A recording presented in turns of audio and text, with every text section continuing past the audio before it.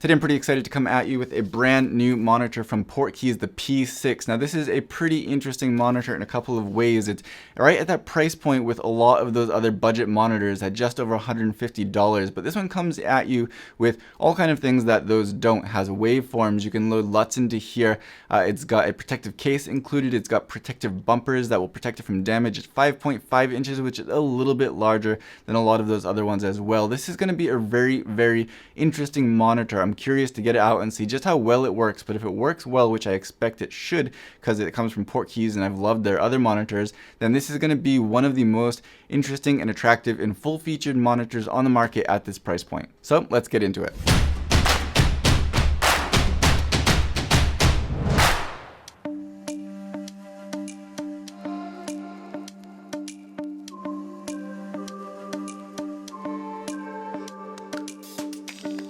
Hey, I'm Scott and welcome to the channel. If you're new here, we do all kinds of unboxings, tutorials, reviews, anything photo and video related. So if you like the content, please do consider subscribing and hit the little bell icon when you do to make sure you get those notifications when new content is uploaded. So as you can see, I haven't opened this up yet. It just came into me yesterday. So we're going to go over to the table, open it up and see what's included, see how it feels. Then we'll turn it on and check out how the menus work and see how well those extra features like waveforms and things work. And if this is really going to be where I can say already it's going to be worth it. It already has more built in than all of the other monitors at this price point, plus it's 5.5 inches. So unless there's something really drastically wrong, this is going to be a great monitor, but we're going to go ahead and check it out anyway.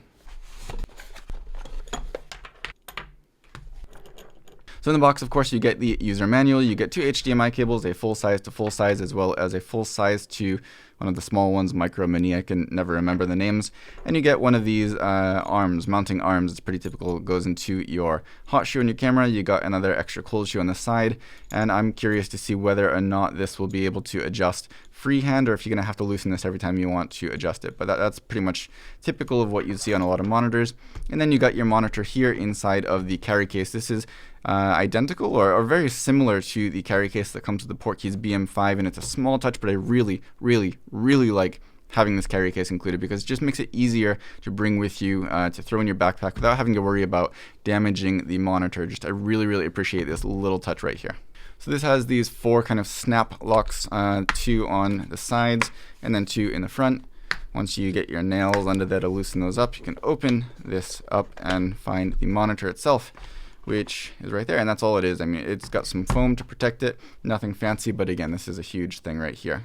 Inside there, the monitor has this sun screen here, and it's a little bit different than a lot of the other ones. Usually you get Velcro around here. This doesn't have Velcro. It has these little hooks which appear to hook into the frame, I guess you could call it, the bumpers on here, which is kind of nice. Sometimes Velcro is annoying to work with, so we'll see how well that stays on, if it kind of locks into place or if it's going to fall off too easily. But, you know, it's just a typical hard plastic sunshade.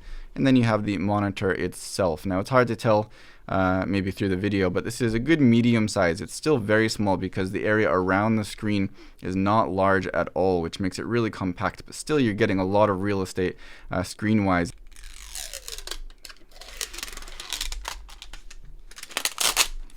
And I can usually do that a lot smoother.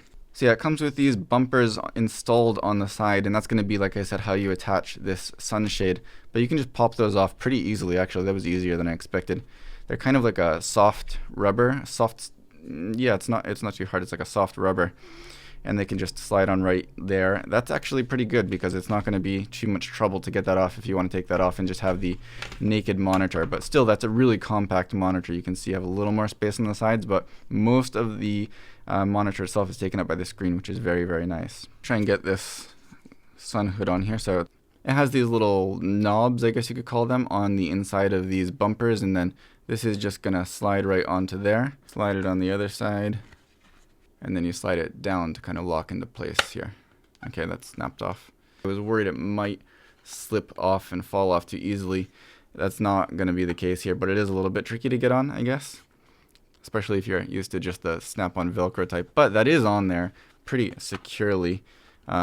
So it's not going to fall off. I guess that would be more of a worry. In terms of actual brightness, I actually can't remember. I'll put the specs on screen right now, but it's probably about 500 nits, pretty much the standard for most of the monitors in this price category. And up top you have a bunch of buttons here. You've got your on and off switch right in the middle, and I don't have a battery in there, but you can see there's a little bit of a red or green visible on the side of the switch there that actually lets you see at quick glance whether it's turned on or off. It's kind of a nice little touch. You've got your plus and minus menu button, you've got your exit button to get out of the menu, and 4 function keys. This seems pretty standard for monitors in general, but also for Portkeys. On the back you have a dual purpose battery plate, which is awesome. You have the NPF plugs on the side, and you have the LPE6, the Canon LPE6 battery connections on the other side. So you can use either battery. So whatever you have available, whatever you have charged, that's going to be a really flexible way to power this without having to switch out the battery plate. And also it's recessed into the body. So this is going to maintain a really slim profile. If you look on the bottom, of course, you can also power this with external power. If you have something like a D-tap to DC cable that you can just plug in right here and then plug into a D-tap battery on your rig, you could do that. And you have a USB port down here as well, and that's going to be to load your LUTs and firmware updates, things like that. You also have a screw thread on the bottom as well as this side here. And on the other side you have your HDMI in as well as a HDMI loop out, which is nice to see. Again, not on all of the monitors at this price point. Plus you have your headphone jack there if you want to monitor your audio from here. This feels pretty lightweight, but it doesn't feel cheap. The plastics on here feel well made. It's actually surprisingly nice feeling for a monitor of this weight, I guess you could say, and a monitor of this price. It feels well made. It's definitely not cheap in the hand, which I really do appreciate. Nothing seems to flex that's not supposed to flex. I think this could last a while, and I have seen people throwing this in other videos, and these bumpers will protect it even more.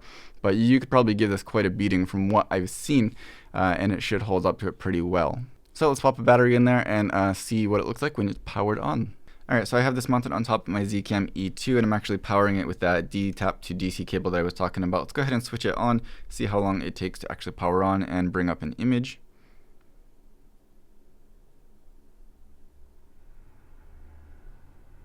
Okay, not too long.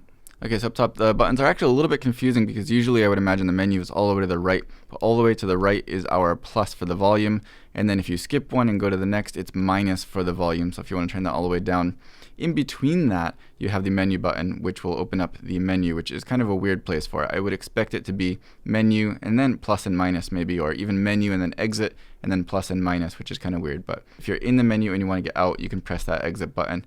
That's how that works. If you're in the menu, the plus and minus buttons function as up and down buttons. And then if you want to select something, so if you want to jump into that guides menu, for example, press menu again, and that works as like an OK button. Also keep in mind that if you are further into the menu, the exit button actually exit the menu completely. It's not a back button. I would appreciate if that was a back button instead of an exit button, because sometimes you don't want to have to scroll all the way down to the bottom to go to the exit. Or, you know, when you're in, like, let's say the system configuration menu, you have to go all the way down to the bottom to go back. Whereas if you just had a back button instead of a full exit button, you could do that with the touch of a button. And I think it'd be a little bit faster. But for now, that's how you navigate through the menu, up and down with the plus and minus. Press menu to select something. Press exit to actually fully exit the menu. Or if you want to go back to the main menu, scroll down to back at the bottom. Press menu again, and you're back in that main menu system. This is, from what I can tell, pretty much the same exact menu as on the other Portkeys monitors. It's not the best, it's not the worst. Once you get used to it, then it totally does the trick. But what you have here is your guides menu. It's pretty straightforward. You do have things like a crosshair in the center. I actually like turning that on, so I'm going to do that right now. In your video configuration, you have settings for your brightness. That's not the brightness of the screen, that's the brightness of the image. You have your contrast, chroma, sharpness, tint, all those things are right here in this video configuration menu, as well as your backlight. So now it's on high. If you go over to the lowest setting, that maybe will save you a little battery life. Highest is average brightness, I guess. I'm probably going to keep this on high most of the time myself. And then you can go back. In your system configuration, you have things like your language, on-screen display duration, which I'm actually going to turn off because I don't like when the menu automatically closes for me, because sometimes I'm not ready for it to close. And then you have your on-screen display transparency. That's how much you can see through this menu, and You have 3 settings for that. I'll leave it to off as well, just because when I'm in the menu, I want to be able to see that clearly. You have a couple of user settings. This is also standard for Portkeys monitors. So if you want to have all of these settings set for one user or one situation, maybe indoors or outdoors, then you can actually set multiple user profiles and save those settings. So that way, if you want to go back to one of the ways that you had this set up with maybe certain custom function buttons here for a certain situation or a certain brightness or whatever it is, you can just set user profiles there, and you have, I believe, 5 different user profiles that you can go between. So that's a really easy way to switch between different configurations for different users or different situations. I like having that in here. Your flip control, you do have a control of it both horizontally and vertically separately if you want to flip the image this way or that way, and I like that. Now, something to note here is that when you set this to auto, it will automatically flip when you flip the screen over, and that is extremely useful and something that I really haven't seen on any other monitor in this price point, or even a lot of them that are more expensive than this. You can have the waveform assess the image either onto the LUT or onto the original signal that's coming into the monitor before the LUT. And that's actually really, really nice. Some monitors you're not really sure and you have to kind of look at it and judge yourself. And some monitors are limited to only judging the image after the LUT is applied, which is not always what you want to do. Sometimes it is, sometimes it's not. That's really, really nice that you actually have the option here to, apparently, I'll test this in a second, but you can have that waveform assess the image, the original image or the LUT image, which is really, really nice. So in your LUT configuration menu, you can turn the LUT on and off. Now it says null because there's no LUT selected. Stored from USB is going to be where your LUTs are.